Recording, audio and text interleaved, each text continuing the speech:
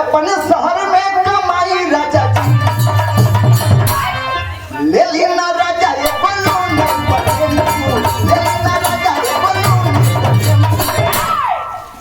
चंदौली से चाँदपुर चलाई राजा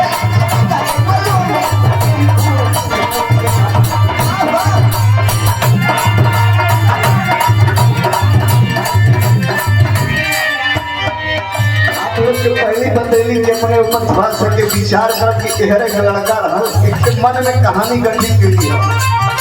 अपने क्षेत्र में बताओ दिया कैसे कैसे सर अपने शहर में कमाई राजा जी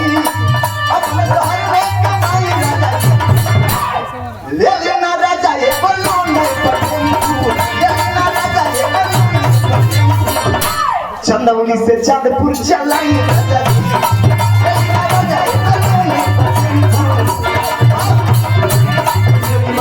पारंपरिक भोजपुरी बोले उम्र 1% आपके अश्लील ना मिले दिमाग और बुद्धि में साध ले लें कि गीत संगीत ऐसा होना चाहिए जिसकी माता बहन और बड़े बुजुर्ग पिता सभी लोग सुने ऐसा गीत होना चाहिए। पानी बरसा तो झरझर झटे कहीं आदमी जा भी ना सकते तो जी बात भी झल जी तब तक कुछ न कुछ राम धाम हो खाए अब बढ़िया भोजपुरी गीत हम देखा चाँदपुर का एक लड़का रहल ही चंदौली में शादी होगी रहल तो 4-5 किलोमीटर के अंतर रहल जेहर कहला तेहर लेहला नहीं ना मेरी शादी लड़का का शादी हुए से पहले अपन नासिक बम्बई कमात रहल लेकिन भाई शादी भइले के बाद 1 से 2 से होगा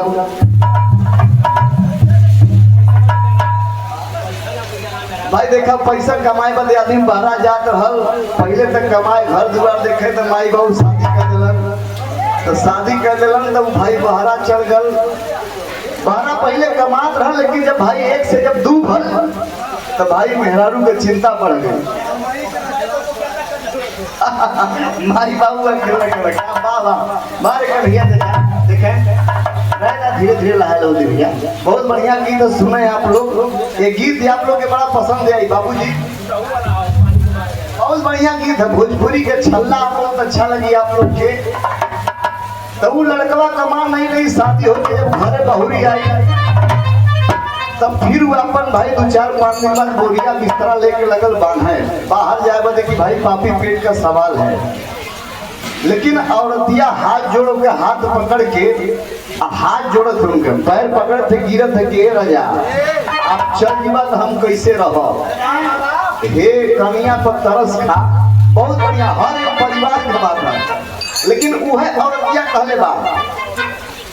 जानत हुआ क्या करो सुकरे पहले 2 लाइन के शायरी कुछ देर करते बढ़िया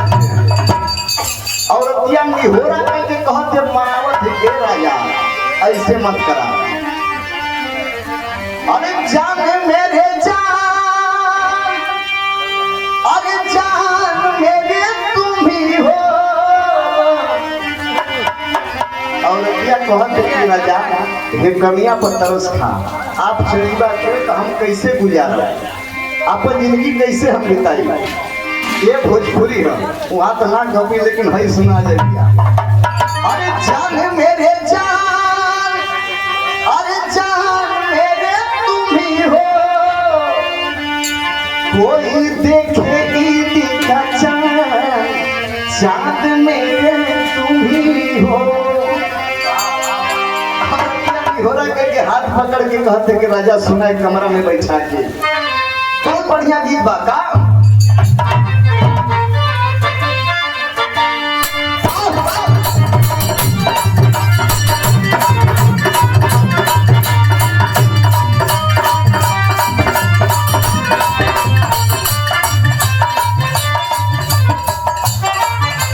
आराम से के लहावे नंदलाल भैया बहुत बढ़िया गीत हमारे यूट्यूबर साथी भी हुआ करना कि भैया कुछ ऐसा दिया कि मजा आ जाए और भैया बहुत ये हाथ पकड़ के मनौले भैया अरे काहे जात बन छोड़ पर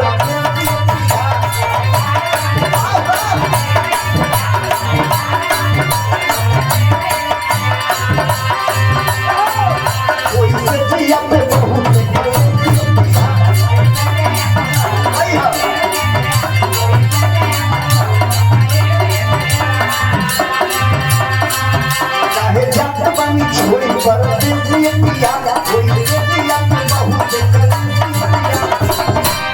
अपने शहर में कमाई राजा जी होए के चाहिए तने तो ना के होती बारे चाचा और दिया कह दिया अपने शहर मतलब है चंदौली चकिया बनारस में कमाला काहे जात हुआ बहरा एहरो तक काम बिजनेस के बारे में कुछ बताओ ले भैया और ये अपने शहर में कमाई राजा जी ले लेना राजा ये बलून ले लेना राजा ये बलून चंदौली से चांदपुर चलाई राजा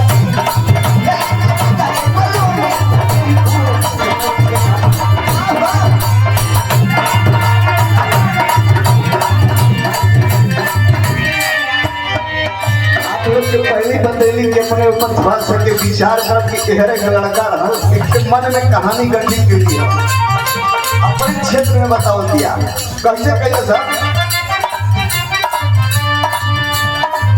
अपने शहर में कमाई राजा जी अपने शहर में कमाई राजा जी ले लेना राजा ये बलून ले लेना राजा ये बलून चंदौली से चांदपुर चलाई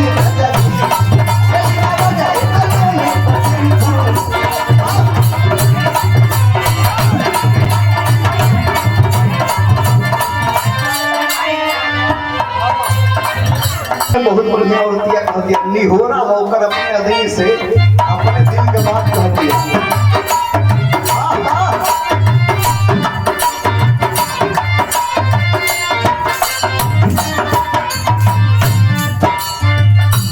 हाँ तो माने के पड़ी चाचा ऐसे ही महुआ जब पवन सिंह ना गा देता कि मैं जिंदगी सलाम करता हूँ ऐसे प्यारा आशीर्वाद आपका बना रहे और दिया बिजनेस के बारे में बताओ थे कहते कि तुम बाहर जाइबा तो कैसे रहा हमारी बात सुन लो बाहर का हम चीज जानी लगते कितना फलनवा ढेकनवा गदमी गए तो के डेंगू धैले तो परेशान हो गए तो चिपचुंगल गाल है और राजा हमारे हाथ से खइबा तो बढ़िया रहा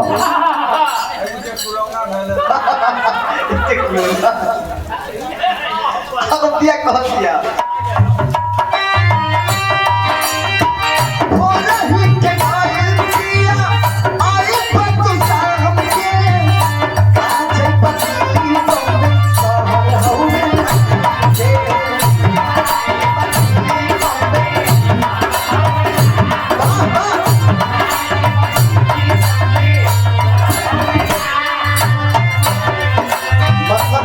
समय रही वहाँ कई बजे की 6 बजे निकलना है रात 8 बजे आना है भागी भागा का बनेगा खाना में दाल भात चोखा हम मुँह चोंगा नियम हो जाए परेशान हो जी अब क्या हो दिया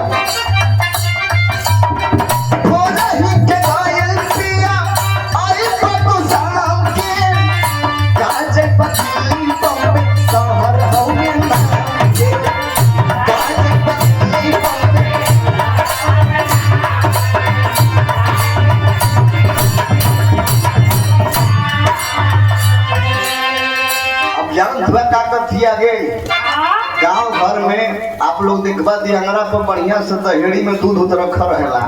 तो वही उनके बताओ तो गवा तो घरे मलाई वाली बढ़िया चपबा और शरीर सेहत बना रहे कौन कहले भैया वाह वाह घर ही चभार मलाई राजा जी घर ही चभार मलाई राजा जी ले लेना राजा ये बलून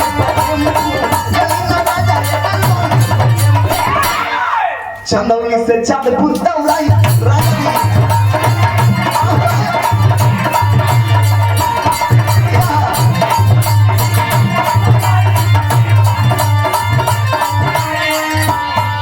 एक लाइन और हमारे गीत के आखिरी लाइन में आप लोग के पसंद आओ तो चाचा कभी आप लोग जोरदार ताली बजा के आशीर्वाद दे जाए कम से कम मिलेगा तो हमारे पूछना चाहला आशीर्वाद आप लोग को लगी तो हमारे बहुत आगे जाइए ऐसे प्यारा आशीर्वाद बना रहे एक गीत के आखिरी लाइन है अपने और दिया आदमी से वो सवाल करके कह दिया बैठा को ही घरे में पूरा कहानी सुनाओ दिया कैसे पहले आखिरी लाइन में भैया बताइए कि घर की स्थिति हर औरत के इधर थोड़े हमारा दिन हमारे आँखी के सो जा रहे हैं तो वही कह दिया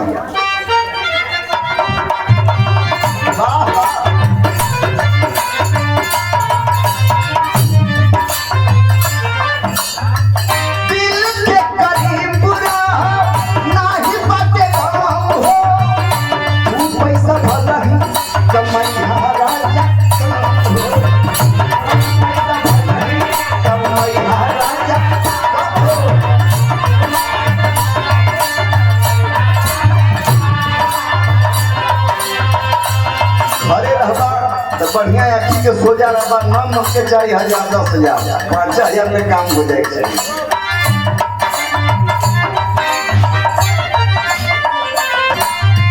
दिल के करीब रहो नहीं बाटे कम हो पैसा भला ही कमाई राजा कम हो पैसा भला ही राजा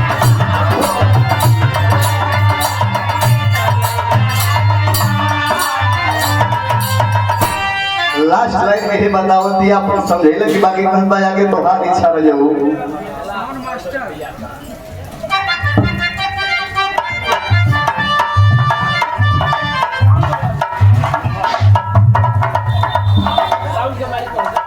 देखे साउंड की दुनिया में आपका कोई जोड़ नहीं है, हर जगह साउंड तो पीर पार मिलेला, लेकिन इतना पानी बुनने के दिन में भी आप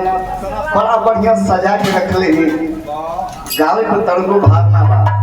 आपके तरफ से शानदार 100 रुपये का आशीर्वाद हमारे पूज्य पिता श्री जी के आप अजीज मित्र हैं, आपके चरणों में कोटि कोटि प्रणाम चाहता है। ऐसे प्यारा आशीर्वाद आप पिताजी का भी आपने सम्मान किया, ऐसे आपका आशीर्वाद प्यार बरसत रहे। सकल पंच के सबके प्रणाम बाद मालिक से हम कहीं लगा। अरे बताओ और दिया कह दिया आखिरी लाइन है। अरे मनवा के कैसे मनाई राजा जी,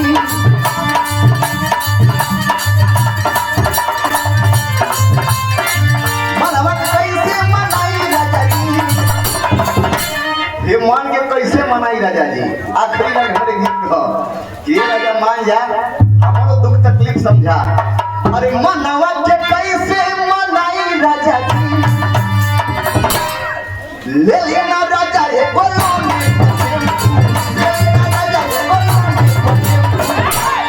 चंदौली से चंदपुर